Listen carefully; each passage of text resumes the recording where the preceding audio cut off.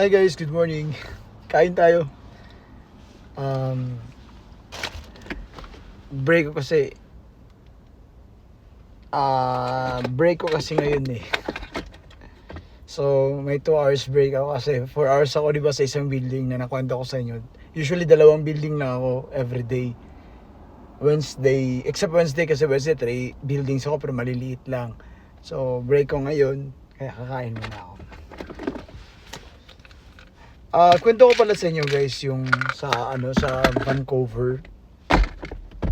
Alam mo yung Vancouver, yung population niya is times 2 dito sa Calgary. Dito kasi sa Calgary 1.6 yung population. Tapos sa Vancouver 2024 3.1. So parang nasa 3.4 basta times 2 yung population. 3 million din yung population nila doon plus.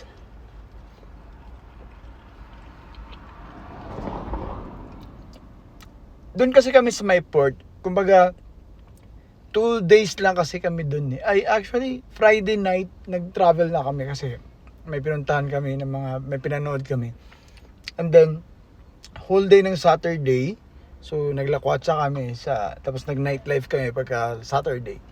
Then pagka Sunday, yung flight ko kasi is yung 2 PM. Pero maaga ako, umalis na ako. Nandun na ako nagtatambay sa may airport banda.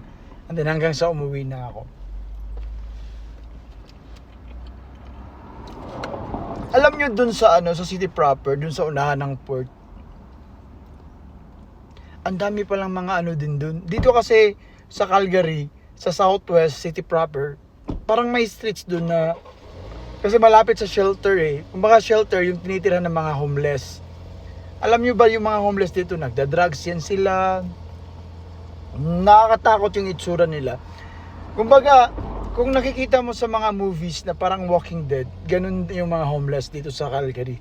Pero dun mas, I feel a little bit brutal dun eh. Kasi may streets dun na nakakatakot talaga. Pero sabi ng iba, harmless naman.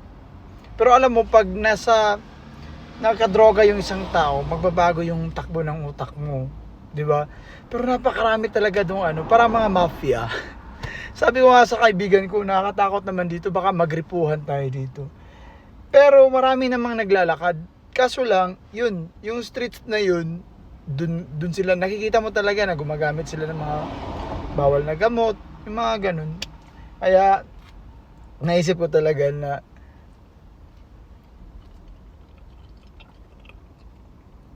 kahit saan naman siguro na city, lalo na pag malaki, marami talagang homeless. Then nakakita din ako ng mga Filipino homeless doon. Kaya hindi guarantee na pag naka-Canada ka, ayusin mo yung buhay mo kasi pag madesperado ka, kumbaga magkakaroon ka ng problema, mawala ka sa focus, homeless yung patutunguhan ng isang Filipino dito. Kaya dapat determinado at saka talaga yung may goal ka talaga sa buhay. Pero maganda yung Vancouver kaso yun nga, sinasabi ko sa mga vlog ko, expenses lang talaga dun. Yung cost of living dun, mahal talaga dun. Pero at least nasubukan kong mamasyal doon kasi hindi naman talaga ako mahilig ako mamasyal pero wala na akong budget. Pero yung experience ko na yun, natututo naman ako na ganito pala yung sitwasyon, ganito yung life. And then nakapagkwentuhan ako ng maraming Filipino doon. Pero alam nyo ba na maraming nagsasabi kasi yung old page ko kasi medyo well known yun kasi maraming nakapanood nun. Ito bago na kasi ito eh. Sabi sa akin na nakita na kita. Nakita na daw nila ako nag-vlog.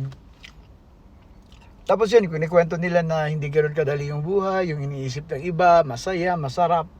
Masaya naman ito, masarap, pero kailangan mo lang talagang magtrabaho.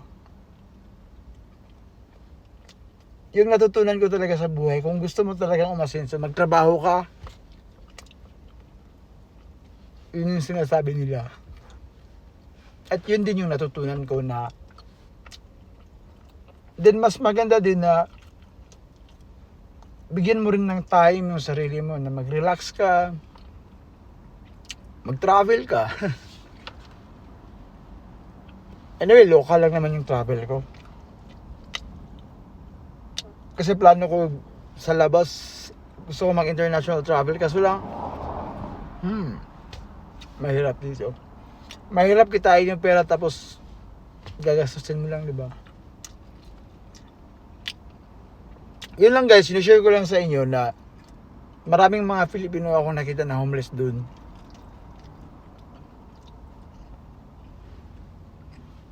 Kahit na doon na ako sa city hindi ko na, yung one day na pag-ikot ko, hindi yun enough. Kasi napakaraming spots dun sa sa Vancouver. Siguro, next time na naman sa iba na namang Kasi, wala akong time para sa too much vacation. Kasi mas gusto ko magbakasyon sa Pilipinas, yun 1 month. Pero yung mga long weekends lang, dito lang.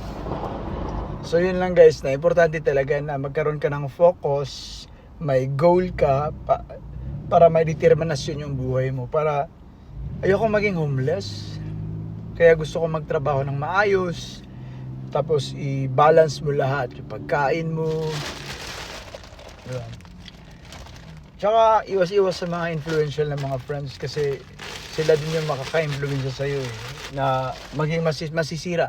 Maraming mga kaibigan kasi na maging maganda sila para sa life mo. Marami ding mga kaibigan na influential sa sa'yo na instead na maganda yung patutunguhan mo, doon ka sa pangit or masisira yung buhay mo. So yun lang.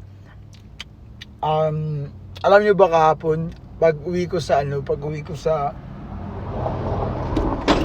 nakarating ako dito kahapon mga around 4:30, nakarating ako sa bahay mga 5:30. Naligo lang ako and then nag-deliver ako. So at least kahapon naka $45 ako. Good until 10. So nag-start ako mga 6:30 to 10. So nagkaroon ako ng $45. Okay na rin yun, di ba? Kahit paano na may perang pumapasok pa kunti-kunti. Sabi nga ng kaibigan ko, grabe ka naman, trabaho agad. Wala akong magagawa, ito yung buhay ko. Ano pang gagawin ko? Di ba? Di ko alam nung nag-Canada ako, naging masipag ako. Kasi ako lahat yung source Kung hindi ako magsipag, paano? Pamilya ko. Yun lang guys, until next time. Bye-bye!